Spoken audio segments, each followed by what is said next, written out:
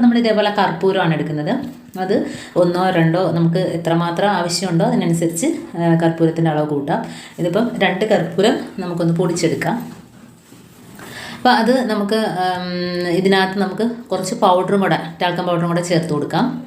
അപ്പോൾ ഇത് രണ്ടും മാത്രം മതി കേട്ടോ. നല്ലോണം ഒന്ന് മിക്സ് ചെയ്ത് കൊടുക്കാം.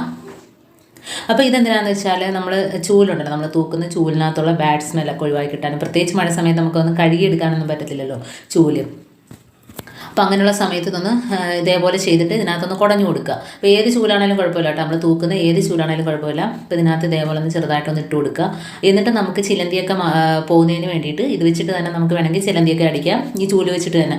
കാരണം കർപ്പൂരത്തിൻ്റെ ഒരു സ്മെല്ല് ഭയങ്കരമാണ്, പ്രത്യേകിച്ച് പൗഡറും കൂടെ ചേരുമ്പോൾ അറിയാമല്ലോ.